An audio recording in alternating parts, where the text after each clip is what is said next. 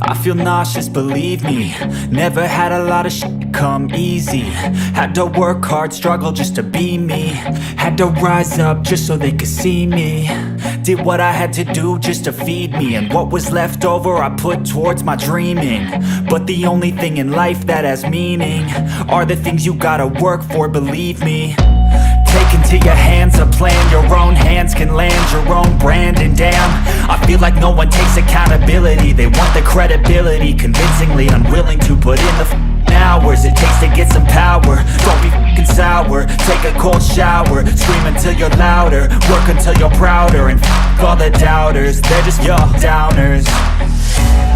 I swear to God they all let me down. I always fought just to wear the crown. I'm off at these fucking clowns who were all taught they deserve an ounce. It's only worth it if you work for it. It's only worth it if you work for it. I won't stop till they hear me now.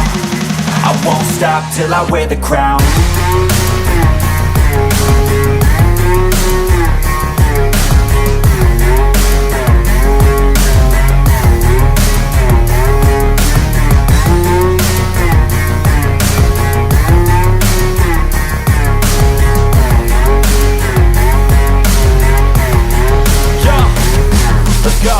I'm just telling you to fight for your dreams, but it's not what it seems. Man, it's hard to be seen when everybody wants to be king. Yeah, they all wanna ring, yeah, we all wanna be free.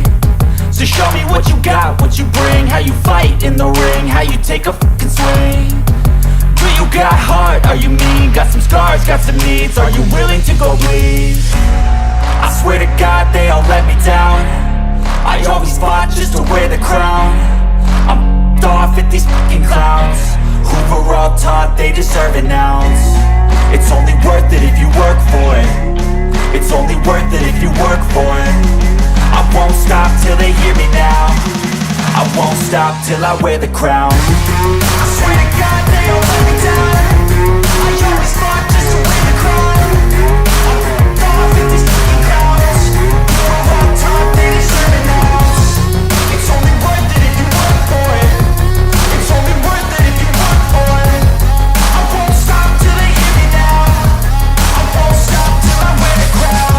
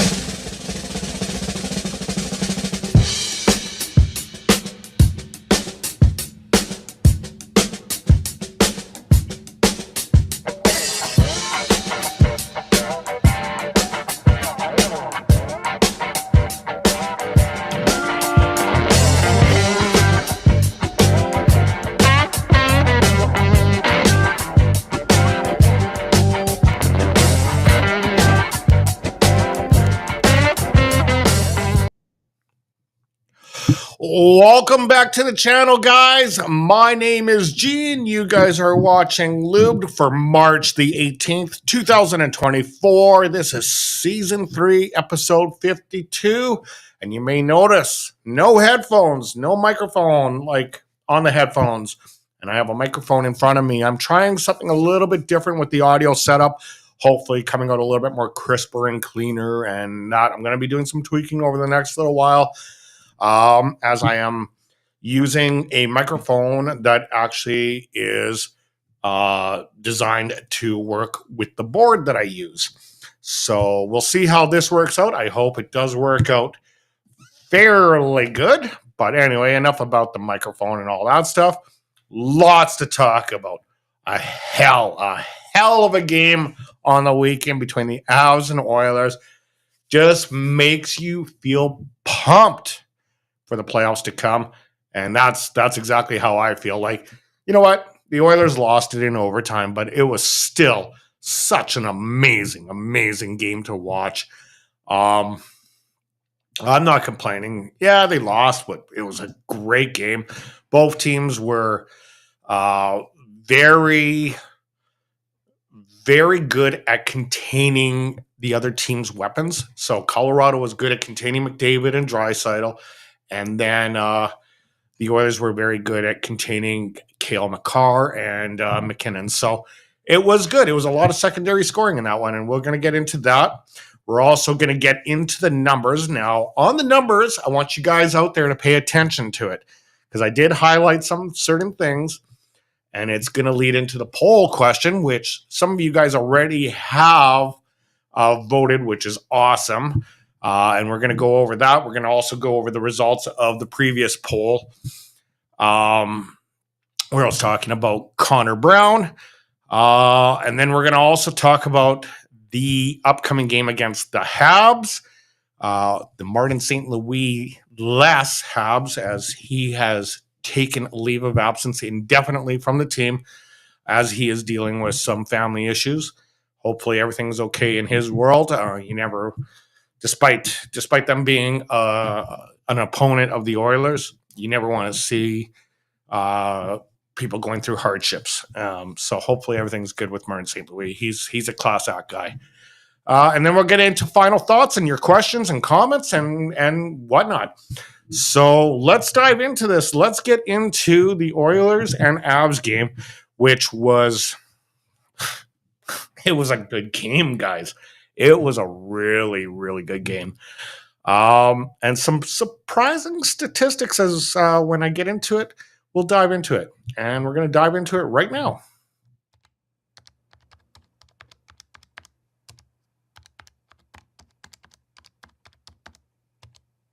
Numbers. Okay, here we go. The scoring summary for the Colorado Avalanche. The Avalanche defeated us, yes. Wah, wah, wah. I should have used the sound effect on that. 3-2 in overtime, but it was a good game. I'm first and foremost, I am an Edmonton Oilers fan, 100%, but I am a hockey fan at heart. Love a good game when I see it, and this was a good game, and it really gets your juices going, knowing that, hey, we're like 5 weeks away from the playoffs, and everything should be going really good. So anyway, let's dive into the scoring summary here, as there was no goals in the first period. And it was eerie. It was like both teams were just really defending very well. Second period would start. Colorado would get on the board first. And it's all secondary scoring in this game. As in the second period at 10:38, Sean Walker, newly acquired Sean Walker, would get his seventh from Artturi Lehkonen, and remember that name, Artturi Lehkonen, because he's going to play a major factor later in this game, and Jack Johnson. 1-0 Colorado. Edmonton would then tie it. This would be Warren Foegele, his 16th of the year, from Evan Bouchard, his 49th assist. 1-1 tie. This is at 5:46 of the third period now. We would go on forward. And the Edmonton Oilers would take the lead for the first time in this game. Sam Carrick. he's been out of that trade so far. He's been the more notable player as far as I'm concerned. Henrik, like he's still a work in progress, but Sam Carrick has definitely delivered, getting into a scrap in his first game and then also getting a goal here. Matthias Janmark and Corey Perry would get the assist. 2-1 Edmonton. Colorado would tie it. And it would be Sean Walker for his second of the night, his 8th of the year, from Casey Middlestat and Jonathan Drouin. 2-2 tie. This would take us to overtime. And in overtime, Anteri Lehkonen would win it for the Colorado Avalanche. Nail-biter game. Great game. Nathan McKinnon and Cale Makar. Those are the only recognizable players that would actually get on the board here. And they were just getting assists. So you can tell how tight of a game it actually was. Let's go through all the statistical information you guys need out of this. Shots on goal, it was 43-34 for the Avalanche. Hits on opponent. This is something that surprises me. I don't know if they're listening to me out there, but 39-30 for the Edmonton Oilers. Oilers are always on the opposite end of the hits. So very good effort with them. They actually out-hit the Avs, which is nice to see.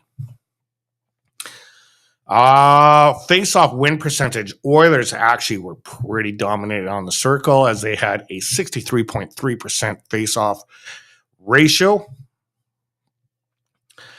The Oilers power play 0 for 1. So the power play didn't do nothing, but the penalty kill was the same thing as they were 1 for 1, knocking out the Avalanche power play. So like the Oilers penalty kill has been very good this year. I think I do miss the power play that they had last year, but you know what? They need a good penalty kill too. So there's a little bit of a shift in focus on how the team is playing. And when it comes to block shots, Oilers blocking. Now, this was an impressive stat. 27-18, the Oilers led in blocked shots. This is incredible because they're usually on the losing end, not on a big margin like this. 27-18. Like we're not talking about, 20-18. We're talking 27-18. We're talking a nine block shot difference. So this was good. I like what I'm seeing out of the Oilers. So I'm not going to fault them at all in this game at all. They played their asses off. They played a great game. We go into the takeaways. The Avalanche edged the Oilers out there by a count of 8-7. We go into the giveaways. Oilers were a little bit bad on the giveaways, 13-5. That's something that they could clean up a little bit. But, I mean, realistically, the game that they played, this is just minor details in my opinion.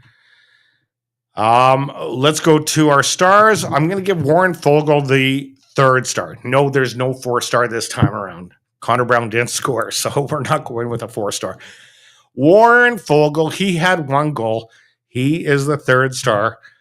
I'm going to give the 2nd star to Stuart Skinner. Now, this is debatable. I could give him 1st star or 2nd star. But I chose to give him the 2nd star because the 1st star is Sam Carrick. 1 goal, 3 hits. I liked his game. I really liked his game and his leadership. So I decided, you know what? I'll throw him a bone. I'm going to give him the 1st star in this game.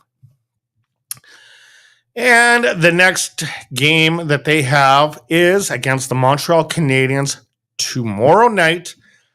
But the Montreal Canadiens are going to be without their head coach, Martin St. Louis, as he has taken an indefinite leave of absence from the team, which is unfortunate because he's dealing with some family issues. I don't know what it is. Obviously, there's some privacy issues that are involved there. But I do wish Martin St. Louis the best. He's a class act. You know, I know one of my buddies from Edmonton there just absolutely admires Martin St. Louis, so he's probably a little bit concerned about him. Hopefully, everything's good for him. So, before I get into the numbers and all that, there was a quick signing today, and I just want to go over the numbers here. As the Oilers signed Connor Unger. He is a junior hockey goaltender.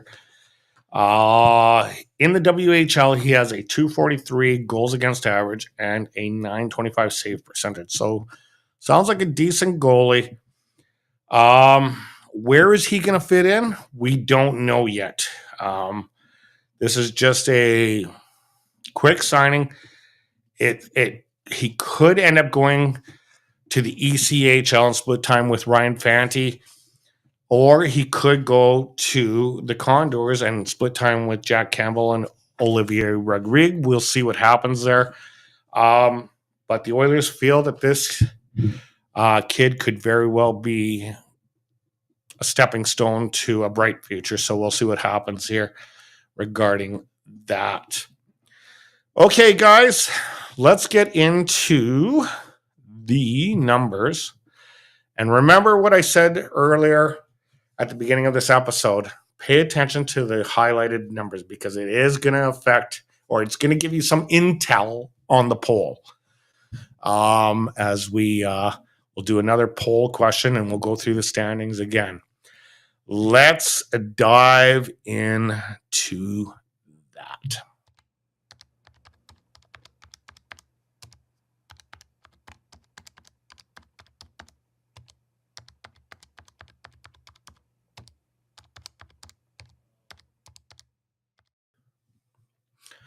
Okay, so as you can see, this is a head-to-head versus the opponent for the Edmonton Oilers history.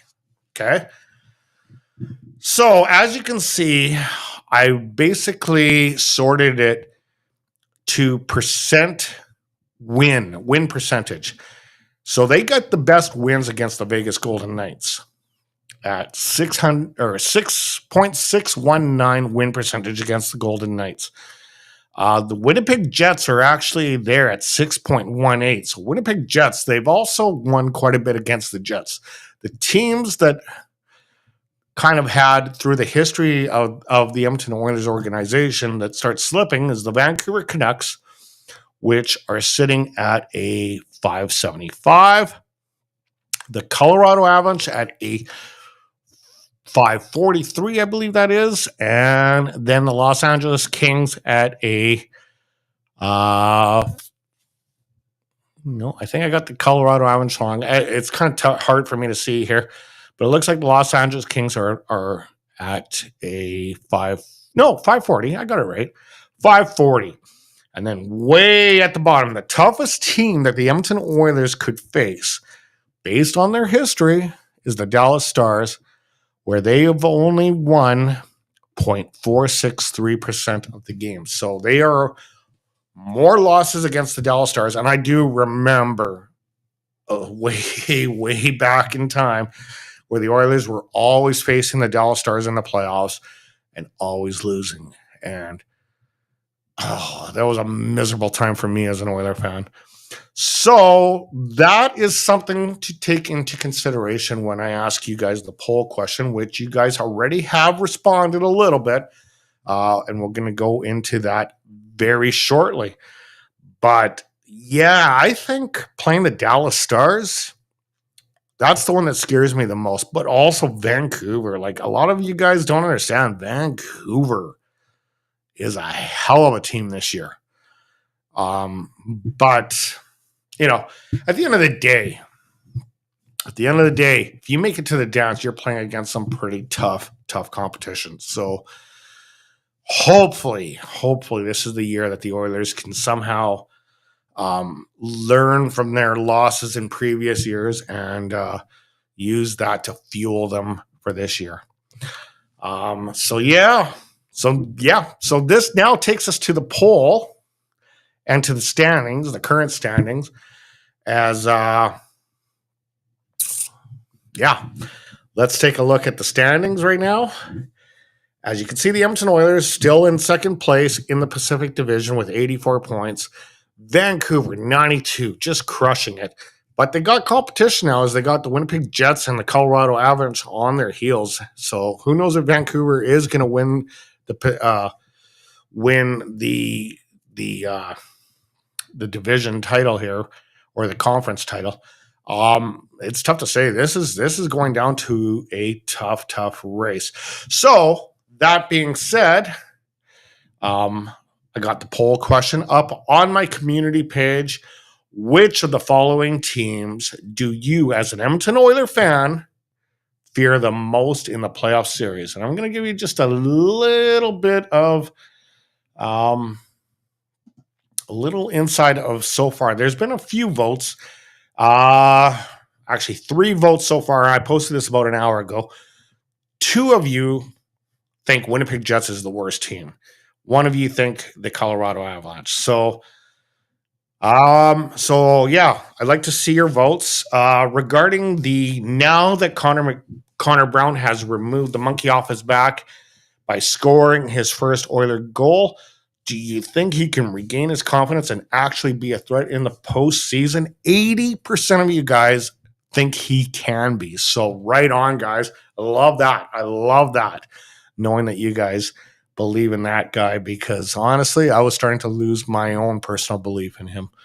So yeah, so right on. So go and vote on the community page. Let's see how the results are. I'm going to be doing this every episode now. I am going to make a section for the standings and for a certain poll question just to kind of get interactive with you guys out there. I think it's a great idea. So we'll see what happens here. Okay, up next, the Edmonton Oilers will take on the Montreal Canadiens at the Rogers Place in Edmonton tomorrow night. I'll be definitely tuning in. However, it's a bit of a different Montreal Canadian look, as head coach Martin St. Louis will not be behind the bench due to an indefinite leave of absence from his family, for family reasons. So I'm not sure who is actually filling in for him, but it's going to be a different dynamic 100%. We'll see what he can actually do. As far as some statistical aspects go, the Montreal Canadiens are coming into this game with a record of 25-31-11. The Oilers 40-21-4.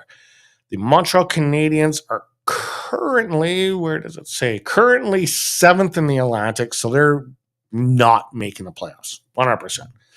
The Oilers are 2nd in the Pacific, and the Canadiens are on a 2-game losing streak. The Oilers obviously on a 1-game losing streak because they lost to the Avs on Saturday night.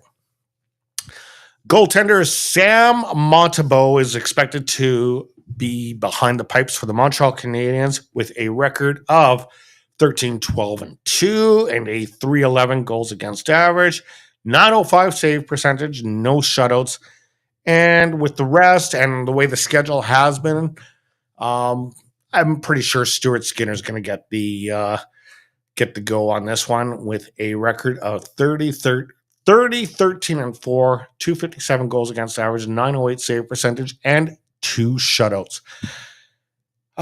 Where do we go with comparable stats? Not really. Okay, well, the face-offs. We can talk about face-offs, as the Montreal Canadiens are 8th in the league, averaging 52.2 on the dot. The Oilers are 5th in the league, averaging 52.9. So comparable to the Edmonton Oilers as far as that goes. But the rest of it, not very good stats for the Montreal Canadiens. They're having a tough year. And the Oilers are having a decent year. They started off really crappy. We all remember in October and November. But when I look at the stats and all the overall grades, Montreal, yeah, they're a team that definitely has to do some fixing, 100%. So we'll see how this all plays out. All right, guys, I think it's time for final comments. And let's see if you guys chimed in tonight. So first of all, before I check out that, there has been a little bit of movement. So if the playoffs were to start today, Vancouver, Vegas, that hasn't changed. Colorado and Dallas would now face each other, which would be a very, very interesting series. And Winnipeg would take on the Nashville Predators, as Winnipeg now has first place in the Central Division. And of course, Edmonton would take on LA, which is always a classic act. Again, St. Louis, Minnesota, Seattle, Calgary. I mean, wishful thinking that they make it. They might. I'm not going to rule them out completely.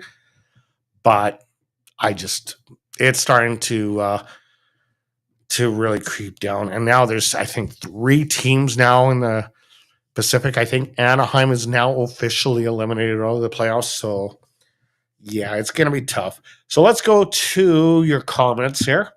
No comments tonight, guys. So, again, I do my thumbnails usually 24 to 48 hours in advance. Give you guys fair warning of when I'm coming on live. I'd love for you guys to come and chime in and give me your thoughts on the Oilers. But unfortunately tonight you guys didn't. Yeah, I am really looking forward to this trail end of the season and getting into the playoffs. We're so close to the playoffs. So close. All right, guys. If you are new to this channel and witnessing it for the very first time, and you like the content I deliver, please, you'd be doing me such a good service by hitting that like, share, and subscribe button.